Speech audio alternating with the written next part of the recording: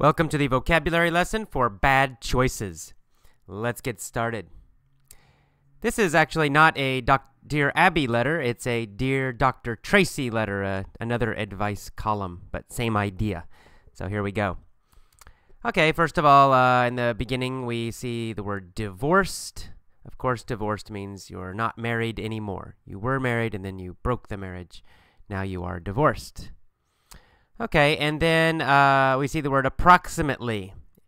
Approximately means about, almost, kind of. So she says, I've been divorced for approximately 3 years.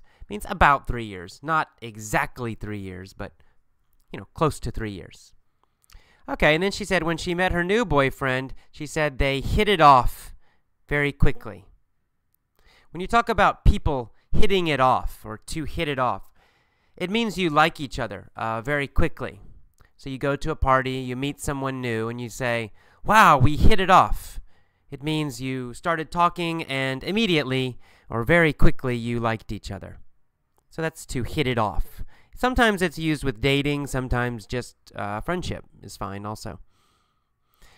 Okay. Then a little bit later in the paragraph, she says she found out that her boyfriend was fooling around with someone else. Now, in this case, in a situation, fooling around in a dating situation means basically having sex with somebody. And it has an idea of very casual. It's not a deep, serious relationship. So if you say, someone asks you, are you dating? Are you dating that person? And you say, no, we're just fooling around. It just means you're just having fun, maybe having sex, but that's all. It's not a super serious relationship. So her boyfriend was fooling around with someone else. She found out that he was having sex with somebody else. And of course, she's not happy. All right, and then she said, I figured that since we didn't have a committed relationship, that it was no problem. I figured means I thought. Sometimes we'll say, I figure this is a good thing to do. It means I think it's a good thing to do. So to figure means to think. It has other meanings maybe too, but in this case, and usually, it's kind of a casual way to say think or believe. Okay, and then she said she figured she had no place to say anything, because they did not have a committed relationship. A committed relationship is a serious relationship where you say, I'm only with you, you're only with me. That's a committed relationship. So if you're married, that's a committed relationship. If you have a very serious boyfriend or girlfriend, that's a committed relationship. It's not just fooling around. It's a committed relationship, serious. So she said, we didn't have a committed relationship, so I had no place to say anything. To have no place to do something, it means you have no good reason. So I had no place to say anything means I have no good reason to complain, to say something to him, to complain. Oh, why are you with that other woman? Because they did not have a committed relationship, she had no place to say something to him, to complain. She had no good reason to complain. All right, and she mentions in that first paragraph also that she found out that this guy, her boyfriend, went with another woman to his family reunion. A reunion is kind of a meeting, but it's a meeting of people from your past. So a family reunion means all of your family members come together and they meet one time. Not just your close family, not just your mom and your dad or brother or sister. It also means aunts, uncles, cousins, your really big family. Probably you don't see them a lot. Depends, I guess. Some people live near their big families. But in America, most people don't live near their extended families, their big families. So they have a family reunion sometimes where all the family, the cousins, the aunts, the grandparents, the uncles, everybody gets together at one time. That's called a family reunion. So a family reunion. Family reunion. All right, so then let's move on to the next paragraph for the vocabulary. She says, I guess my issue is the fact that now I'm still in this relationship. She's still with him. She says, my issue. I guess my issue. My issue means my problem.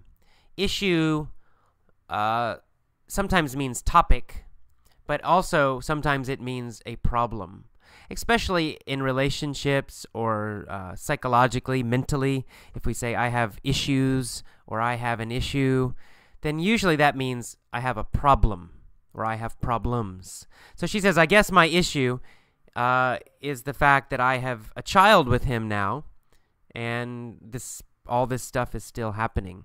So she says, I guess my problem. This is her problem, her issue, her problem. Okay, so she's still dating him, but she says, I brought a child into this nonsense. So she's dating her boyfriend. Her boyfriend has another woman, and now they have a child together. Oh, it's complicated. Anyway, she says, I brought a child into this nonsense. So brought a child into means just she gave birth. She had a baby, and now the baby is in this situation also. The child is in this situation. And nonsense means something that's foolish, stupid, crazy. So in this case, this nonsense means this crazy, stupid situation. So now there's a child involved in this crazy situation, in this nonsense. Okay, and then she says that the boyfriend always makes an excuse. He's always making excuses. An excuse is a reason for doing something that's wrong, right? So if you're late to class and I say, why are you late? And you say, the bus was late. That's your excuse, right? It's the reason you did something wrong. Being late to class is wrong. It's not a big wrong, but it's a small thing. But it's a mistake or it's something wrong. And your reason for doing something wrong is called an excuse. So you say, the bus was late. That's your excuse. That's your reason for doing something that's bad or wrong or criticized. All right, and a little later on in that second paragraph, she says, I have dealt with him taking women to hotels, and my gut tells me it was her. Okay, I have dealt with. To deal with something, to deal with a situation, to deal with a person. It means you keep trying to solve problems in that situation. You don't quit, but you also don't solve the problem. So it really has this idea of continuing to survive or continuing to try, usually some difficult situation. So she says, and the past tense is dealt. Present tense is deal. So to deal with somebody means they're difficult, but you'll deal with them. You'll keep trying to talk to them or communicate with them. If you deal with a difficult situation, it means you survive this situation. You keep trying in this situation. You probably don't solve the problem completely, but you also don't quit. You deal with it. Past tense is dealt with. So she says, I have dealt with this difficult problem. And it's actually present perfect, but anyway. I have dealt with him taking women to hotels. So her boyfriend takes other girls to hotels, and she's dealing with this, or she has dealt with this. So it means it keeps happening, and she keeps trying to survive the situation, but she can't. Another word or phrase with the same meaning is to handle a situation, to handle a person. So she could say, I have handled him taking women to hotels. It's the same basic meaning as dealt or deal. All right, and then she says in that same sentence, my gut tells me it was her. Her means his ex-wife, this one person. My gut tells me means you have a feeling, a deep feeling about some information or something. So my gut tells me it was her. It means she has a feeling, a deep feeling that it was this other woman. But she really doesn't know. A gut feeling, or to have your gut tell you, it means it's not your brain. It's not your logical, normal brain, not your normal mind. It's not that you have good information or you see something happen or you thinking clearly. It's more of an emotion, a deep instinct, a deep intuition, a deep feeling that something is happening or something is wrong. So my gut tells me it was her. She feels it was this other woman. Right? She's not sure. She didn't see the other woman, but she feels it. She feels it deep down. And gut means stomach. Right? Gut means stomach. So it means my stomach tells me. My gut tells me. So it's this deep feeling about something, an intuition. All right, and then next paragraph, starting the next paragraph, she says, I have tried to get over all the cheating. To get over something, of course it has a direct meaning, but in this kind of, it also has another meaning, and that is to get over means to forget or to forgive and forget. So I have tried to get over all the cheating. Cheating, of course, means him seeing other women. So she's tried to forget it. She's tried to get over it. She's tried to forget it and not worry about it anymore. To get over someone. For example, if you have an ex-girlfriend, you break up, and after 1 month, you're still very sad. Oh, I'm so sad, right? You can't get over her. But after 6 months, you feel okay, you forget her, it's no problem. If you see her, you're not upset. Then you can say, I got over her. Past tense, right? I got over her. Okay.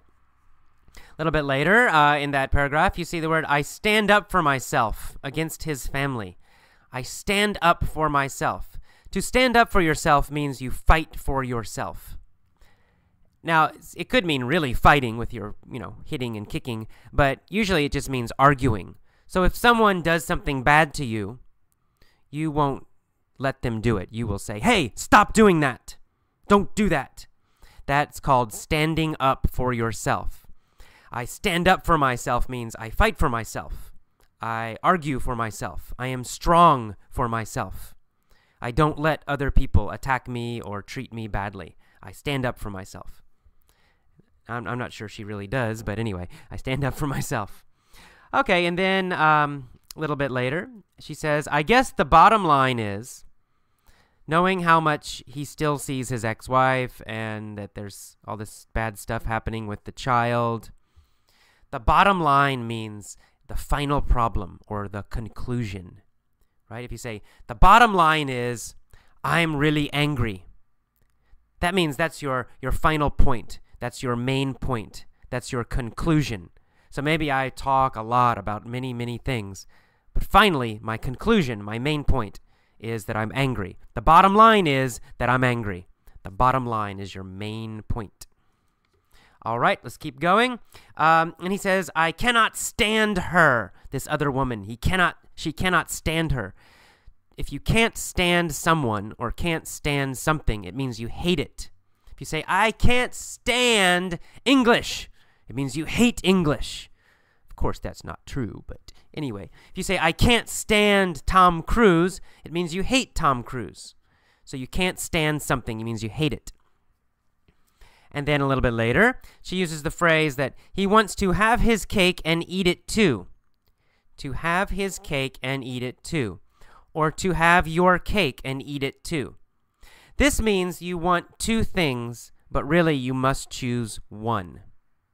Right? So if you have your cake, you keep your cake, then you can't eat it, because if you eat it, then it's gone, right? It disappears. It goes to your stomach. Now you don't have it anymore. So if you have a cake, you can keep it. You can keep it. It looks perfect. Everything's perfect. Or you can eat it, right? You can eat it, and then it's gone. But you cannot eat it and keep it at the same time. It's impossible. So this phrase, to have your cake and eat it too, it describes a situation where you want two things, but you really can only have one of them. Another example, you go to a store, you want to buy an iPod, and you have $150. And you say, I want to keep my money, and I also want the iPod. Well, it's impossible, right? You can only have one. You want to have your cake and eat it too.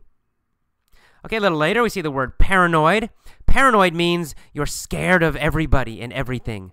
And you think everybody wants to hurt you. You think everybody wants to cheat you or hurt you. That's paranoid. Then we see the word animosity a little bit later. Animosity is a feeling that you don't like somebody. It's a feeling that somebody is your enemy. If you say, I have animosity towards him, it means you think he is your enemy. You feel he is your enemy. animosity. It means a feeling that someone is your enemy. And then finally, the last paragraph, we see the word dire. Dire. Dire means very difficult or dangerous or terrible. Like a dire situation is a very risky, difficult situation. Maybe dangerous, or maybe just risky. It means it's easy to fail. It's easy that something bad will happen. Dire, a dire situation. A dire need means you have a terrible need. You really, really need something, or else you will suffer, or something bad will happen. And finally, the last phrase, to hook up with somebody. She says she always hooks up with bad men. To hook up with means to connect. Now, it can just mean to meet. I'm going to hook up with my friend at the movie. That means you're going to meet your friend at the movie. But it can have a dating meaning. If you hook up with somebody, it means you connect with them and you start dating them, or you just have sex with them. If you say, I hooked up with this girl at the bar, it means you met the girl at the bar and you probably went home and had sex. So to hook up with means to meet somebody, but it can also have this idea of just meeting someone and then having sex with them. All right, to hook up with. Let's move on to the mini story now.